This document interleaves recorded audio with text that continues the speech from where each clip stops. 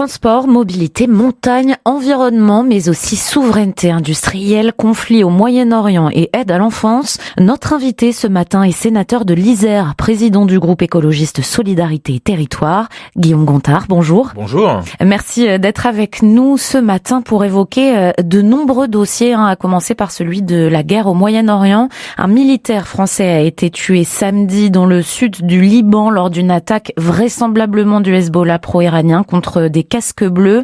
Quelle est votre réaction en tant que membre de la commission des affaires étrangères et des forces armées? D'abord, tout mon soutien aux militaires français qui sont justement sur ces théâtres d'opération, et évidemment mes condoléances les plus sincères à sa famille, à ses proches. C'est le deuxième, puisqu'il y avait un militaire de Vars aussi. On voit en tout cas les conséquences de cette guerre. On voit aussi que des acteurs de la finule, ce qu'on appelle les casques bleus, qui sont là justement pour garantir la paix, pour garantir le droit international, sont également touchés. Et donc derrière tout ça, il y a cette question justement du droit international. Et on voit bien que quand on provoque des conflits de cette manière-là, la manière dont Trump, de manière totalement en dehors de tout droit international, évidemment avec Netanyahou, on voit des conséquences dramatiques. Et on se demande d'ailleurs comment on va sortir de ce conflit au Moyen-Orient, qui a un impact évidemment sur l'ensemble du monde. Et on le voit directement dans notre quotidien par le prix du gasoil à la pompe. Tout ça n'est pas anodin. Et ça doit d'ailleurs nous faire réfléchir sur nos bulletins de vote et qui on met à la tête de nos pays. Que quand on a des populistes qui ont qu'une visée impérialisme comme Trump, on voit ce qui se passe et l'impact que ça peut avoir sur nos vies au quotidien et sur la vie d'un grand nombre de personnes qui sont sous les bombes, qui souffrent à chaque instant.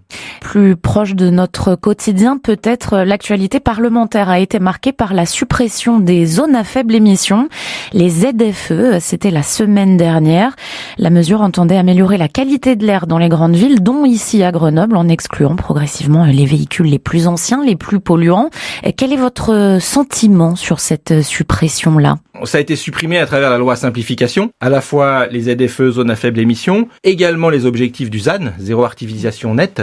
Et ce qu'on peut voir, c'est que ce sont deux textes qu'avait porté pour le coup Emmanuel Macron et sa majorité au début de son élection, qui était, je dirais, le seul petit héritage en termes écologiques, en termes d'adaptation, en termes de transition écologique. Et même ça, on revient dessus. Et ça, pour moi, c'est dramatique. C'est un renoncement écologique dans une période où l'impact du réchauffement climatique, il est réel. La question de la pollution, c'est plus de 40 000 personnes qui meurent chaque année, rien lié à la circulation routière. On peut aller jusqu'à 70 000 si on compte l'ensemble des pollutions.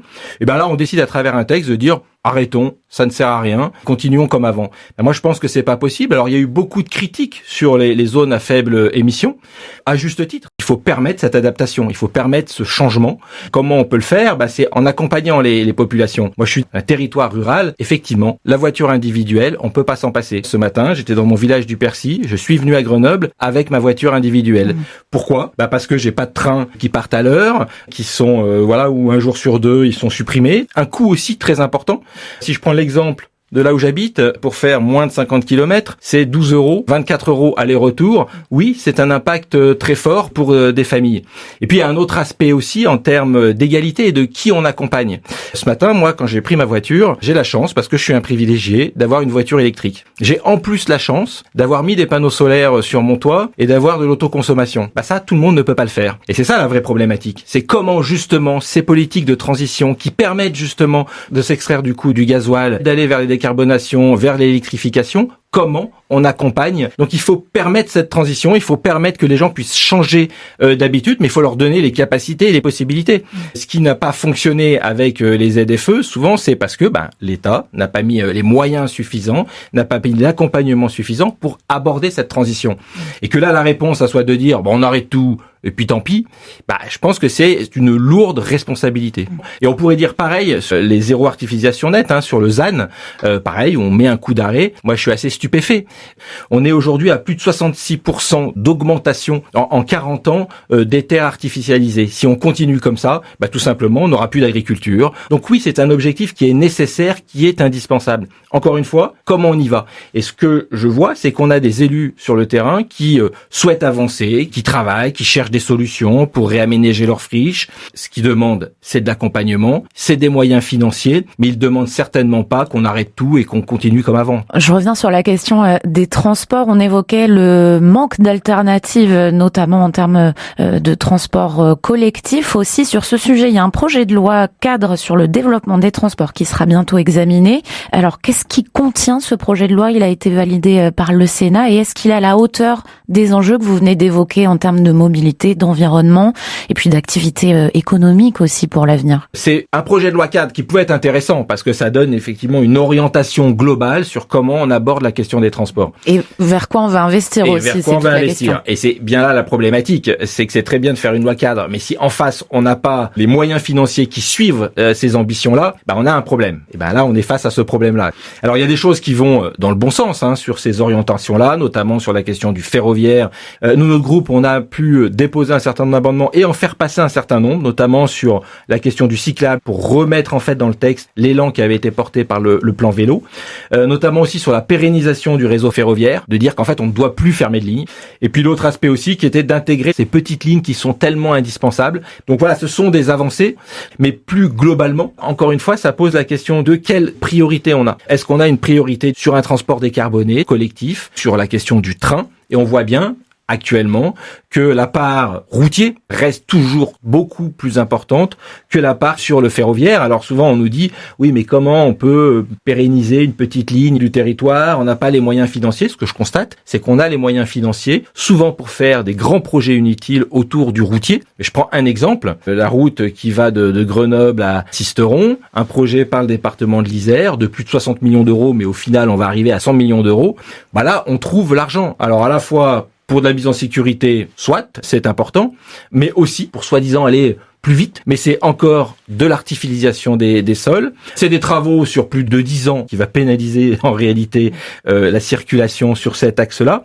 Par contre, on a une ligne de train juste à côté qui demande à avoir des investissements pour que quand on prenne le train, il parte à l'heure, tous les jours. Donc on voit que cette question de la priorité de nos transports, elle est au cœur de ce texte. Alors, en plus, ce texte, on a très peu de chances, en fait, qu'il soit repris avant les présidentielles à l'Assemblée nationale. Donc, on est loin des actes concrets. Et dans ce texte, il y a aussi la question des RER métropolitains, ce qu'on appelle les SERM pour relier les grandes métropoles à leur périphérie. Ici, à Grenoble, c'est un projet qui est dans les cartons depuis des décennies. Là encore, il y a la question des moyens. Une enveloppe de plusieurs centaines de millions d'euros avait été promise par Emmanuel Macron, là où il faudrait, en fait, en réalité, des milliards pour mettre en place un tel projet. Est-ce que ça va quand même dans le bon sens que ces projets de RER métropolitains soient inscrits quelque part dans un projet de loi? Le problème, c'est qu'ils sont inscrits, réinscrits, ça, il n'y a pas de souci. On a eu les annonces du président de la République, mais derrière, comment on fait? Oui, il faut des moyens. Ces moyens-là, on les cherche toujours. Et pourtant, si on veut avancer justement sur la dépollution, sur la décarbonation, oui, il vaut mieux que les gens qui sont sur le Voironnais, qui sont dans le Grésivaudan, qui sont dans le Trièvre, puissent avoir des transports efficaces, avec un coût qui soit abordable. C'est comme ça qu'on peut apporter des solutions à des gens qui n'ont pas d'autres moyens pour se déplacer.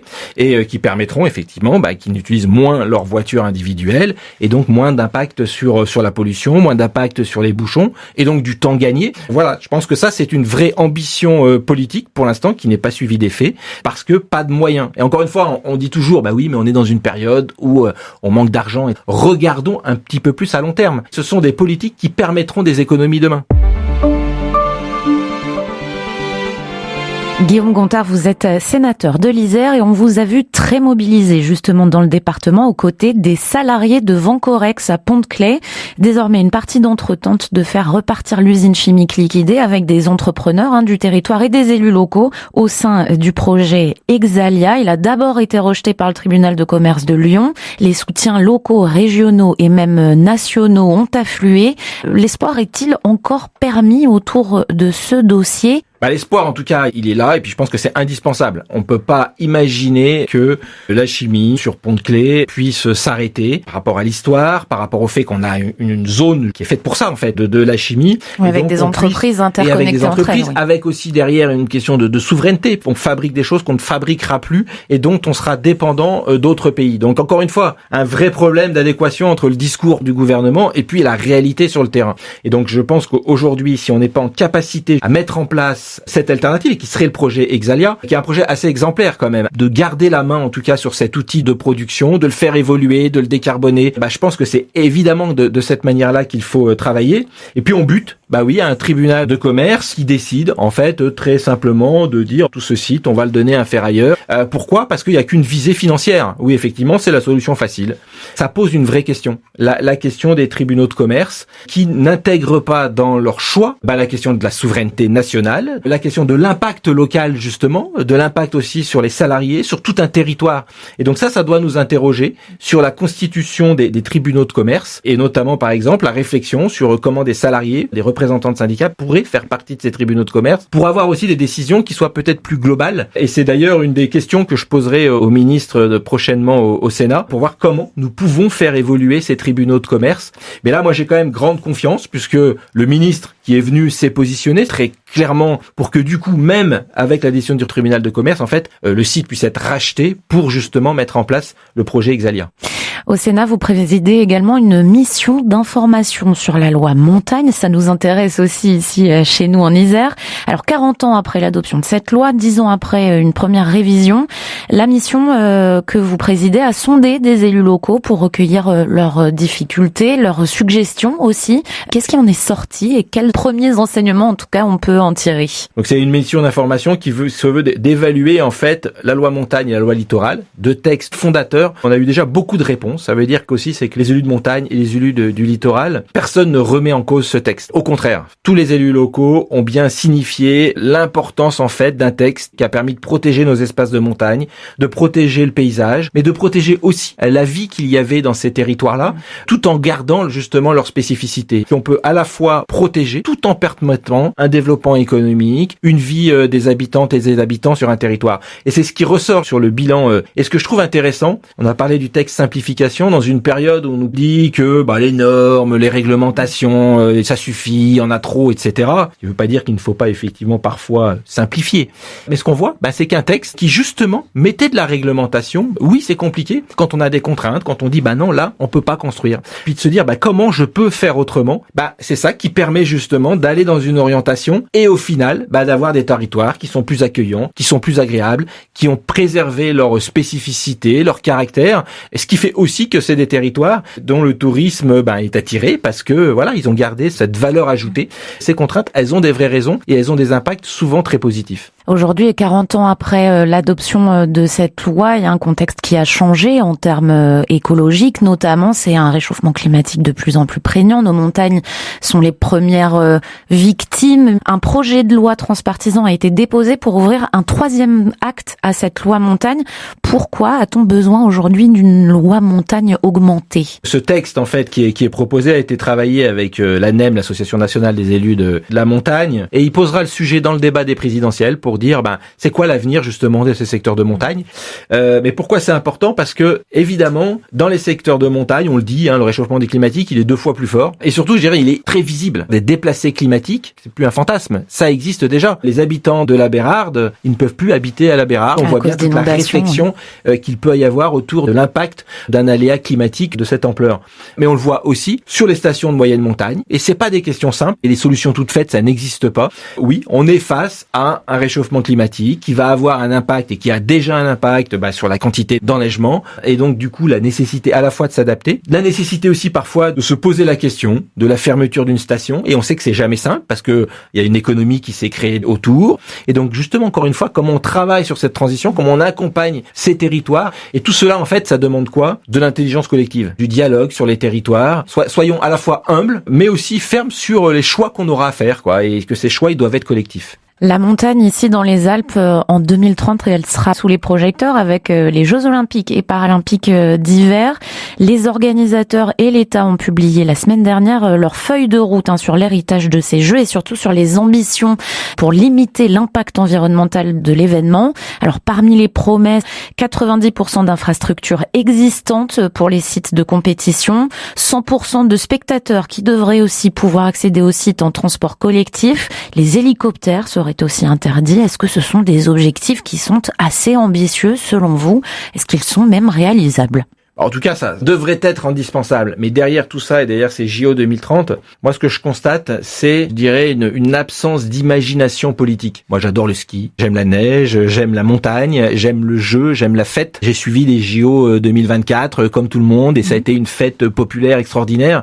Donc le sujet, il n'est pas là. Le sujet, il est face justement à ce changement climatique. Est-ce que du coup, on dit, continuons comme avant. On ne s'occupe pas de ce qui est en train de se passer. On aurait pu avoir une vraie réflexion. Là, le choix, ça a été, en gros, on va faire des JO comme on a toujours fait, avec un CIO qui a des exigences énormes et avec des moyens financiers qui sont exorbitants. Et après, sur les exigences environnementales, qu'on nous dit, voilà, ça sera les JO verts, etc. Moi, je veux bien. Mais on a eu un texte de loi qui est passé à l'Assemblée, au Sénat. Il y avait non seulement aucun exigence de départ, qu'est-ce qu'on se fixe et qu'on le mette dans la loi, que ce soit pas des paroles en l'air. Et puis un bilan, tout ça c'était pas prévu dans la loi. C'est ces deux amendements que j'ai déposés, donc qui ont été votés amoindris, donc voilà, on aura quelque chose d'assez léger. Mais rien que le fait de poser la base et d'avoir l'évaluation au final, ça ce n'était pas prévu. Donc ça montre en réalité le peu d'ambition qu'il peut y avoir autour de ça. Et je constate le décalage dans lequel on est. Sur les JO en Italie, la problématique, elle était pas qu'il neige, au contraire. On a vu des organisateurs qui croisaient les doigts pour qu'il ne neige pas. Comme tout est fait autour de la neige artificielle,